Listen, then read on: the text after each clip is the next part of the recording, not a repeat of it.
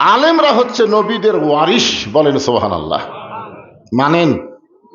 নবীদের ওয়ারিস মানেন? হ্যাঁ।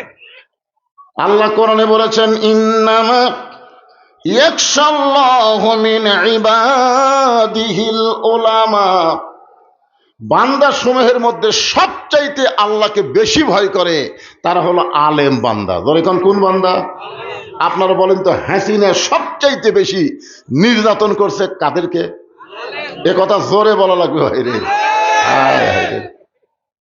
আমার মতন একটা বক্তা, পানিসা বক্তা, যা ডাইরেক্ট ওয়াজ করে না, সেই বক্তা হাসিনার সময় বাড়িতে ঘুম পাড়বার পারে না। হ্যাঁ, আজরাইলের চাইতে আমরা পুলিশ হোক বেশি চিন্তা করছি, আজরাইল আমাকে ধরবি, এই চিন্তা আমরা করিনি। ধরবি হলো পুলিশ। হায় হায়, আজকে চিন্তা করে দেখেন, সে আলেম ওলামারা অনেকেই নানা রকম নির্যাতনের ভোগ স্বীকার করেছেন, অনেকে এখনো মাঠে ময়দানে হক ভাবে দাওয়াতের কাজ করে যাচ্ছেন। জোরে কোন ঠিক কিনা? আজকেও এখানে যে সমস্ত আলেম কোরআন হাদিসের আলোকে অত্যন্ত গুরুত্বপূর্ণ আলোচনা করে আপনাদের শোনাইছেন, সমস্ত আলেম বক্তাদেরকে অন্তরের অন্তঃস্থল থেকে আমি শুভেচ্ছা জ্ঞাপন করছি। এই মুহূর্তে আমার সামনে যারা বসে আছেন, যিনাদেরকে আল্লাহ দয়া করে রহম করে আজকের এই জান্নাতের বাগানে কবুল করেছেন, যখনই বললাম কবুল করেছেন, আপনাদের কিছু একটা বলা দরকার ছিল। আপনারা কি মনে করতেছেন যে আপনার ইচ্ছায় আপনি আইছেন? না, আপনি এখানে এসেছেন আল্লাহর ইচ্ছায়। আল্লাহ কোরআনে বলেন, মা সাবাকা মিন হাসানাতিন ফামিনাল্লাহ। বান্দা বান্দির দ্বারা ভালো কাজ যখন হবে, ওই কাজটা বান্দা বান্দি করবে না, আমার আল্লাহ তাআলাই করায়া নিবে। এখন আপনারা বলেন তো, কোরআনের মাহফিলে বসা ভালো কাজ না খারাপ কাজ? দাঁড়ায় থাকা কিন্তু না, বসা। আবু জেহেল দাঁড়ায় থেকে শুনছে, আর আবু বকর রাদিয়াল্লাহু সামনে বসা শুনছে। বলেন তো কার গুরুত্ব বেশি? আবু জেহেল খালি শুনেই গেছে রে। তো যারা দাঁড়ায় থাকবেন এরা কি আবু জেহেলের গোষ্ঠী? আবু বকরের গোষ্ঠী যদি হন, যেভাবেই হোক আপনাকে বসার চেষ্টা করা লাগবে। মাহফিল কর্তৃপক্ষকে বলবো, যারা আসতেছে আপনারা তাদেরকে বসানোর ব্যবস্থা করবেন। ওনারা বলতে না পারে আমরা গেছিলাম ওয়াজ শুনবা, বসার জায়গা নেই, এটা যেন বলবার না পারে। আর আমরা যারা বসে আছি, আমরা বাংলাদেশি, এত ঘনবসতি বাংলাদেশি হওয়ার পরেও 12 লক্ষ রোহিঙ্গা মুসলমানকে আমরাই জায়গা দিছি। জোরে কোন কথা ঠিক কি না? ভারতের কাছে গেছিল, ভারত জায়গা দেয়নি। চীনের কাছে গেছিল রোহিঙ্গা, চীন জায়গা দেয়নি। কিন্তু বাংলাদেশের কাছে যখন আইছে ভাই, আমরা তাদেরকে জায়গা দিয়ে প্রমাণ করেছি, আমরা যত ঘনবসতি হই না কেন, জায়গা দেওয়ার অভ্যাস আমাদের আছে। তো যারা দাঁড়িয়ে আছে এরা কি রোহিঙ্গা? ওরা হামাকেরি ভাই। ওদেরকে বসতে দেওয়ার জন্য যদি একটু কষ্ট করে চাপাচাপি বসতে হয়, আজকের দিনে আপনারা একটু বসেন ইনশাল্লাহ।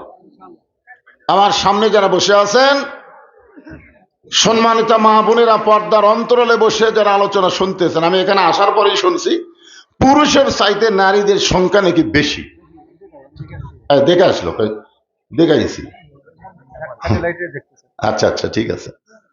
আমার সম্মানিত মা বোনেরা এবং আপনাদেরকে সহ অন্তরের অন্তঃস্থল থেকে আমি শুভেচ্ছা জ্ঞাপন করে এই মুহূর্তে জানতে চাচ্ছি আপনারা সকলে কেমন আছেন?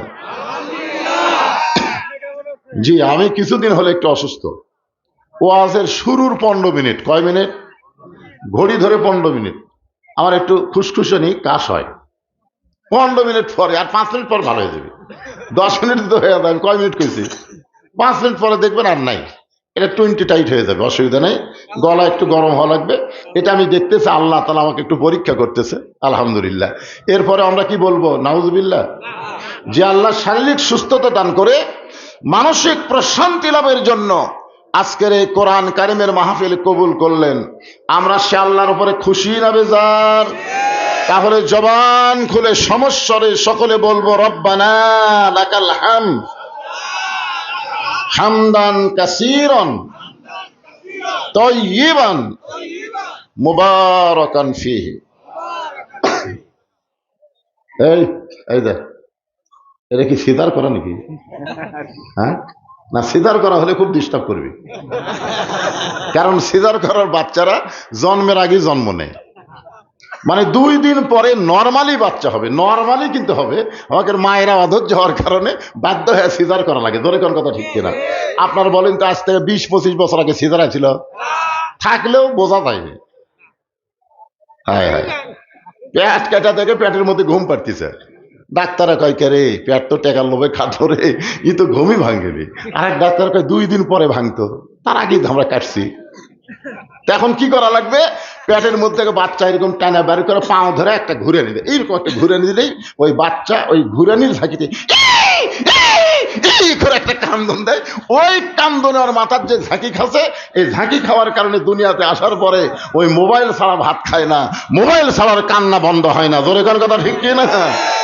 এরা কোনো জায়গায় বেশিক্ষণ থাকতেও পারে না, যদি সিজার করা হয় ডিস্টার্ব করবে। সিজার ছাড়া নর্মাল, আলহামদুলিল্লাহ, তাহলে সমস্যা নাই। বাদামের প্যাকেট বন্ধ করাই দে, বাদাম এখানে তুমি এমনি সিয়ারত বলছো, ছোট মানুষ আর বাদাম মারতেছে, বাদাম চলবে না। আমরা আল্লাহর প্রশংসা করলাম, কেন করলাম? আমাদের 3 দিকে মালোয়ানের জাত, বাংলাদেশের 3 দিকে মালোয়ান। জোরে কন কি? ভগবান গ্রুপ। এই ভগবান গ্রুপ কয়দিন হলে খুব মশান লিচ্ছে, মানে হাসিনা পলে যায় ওটা আশ্রয় লিছে, এই শালি তো বাংলাদেশ থেকে পলে গেছে, যাক ওই ওখানে যায় এবার ষড়যন্ত্র করতেছে। ধরে কোন কথা ঠিক কিনা? আর ভারতের মালওয়ানের বাচ্চারা গোটা বাংলাদেশের মুসলমানের দিকে না তাকায় হাসিনাকে খেয়াল করে আমাদেরকে নানা ধরনের ষড়যন্ত্র করতেছে। ধরে কোন কথা ঠিক কিনা? আপনারা বলেন তো, আল্লাহ আমাদেরকে ভগবানের ঘরে না পাঠাইয়া আল্লাহর ঘরে পাঠাইছেন, কারণ কি? খালি মহব্বত। রুহের জগতে, এই দুনিয়াতে আসার আগে আর একটা জগতে আমরা ছিলাম না? আপনাদের মনে আছে না? মনে নেই। রুহের জগতে থাকার কথা মনে আছে? মনে নেই, কিন্তু আমরা যে ছিলাম এই ব্যাপারে কেউ সন্দেহ আছে নাকি? ওই রুহের জগতে আমাদের রুহগুলো আল্লাহর কাছে এতই ভালো লাগছে যে ভালো লাগার কারণে আল্লাহ হিন্দু বৌদ্ধ খ্রিস্টানদের ঘরে না পাঠায় সরাসরি আমাদেরকে আল্লাহ মুসলমানের ঘরে কবুল করেছেন। যদি ভগবানের ঘরে পাঠাতেন, আপনারা বলেন তো ভগবানের অস্তিত্ব আছে? আছে? বাদ দেন, গবানের কোন অর্থ ডিকশনারিতে নাই।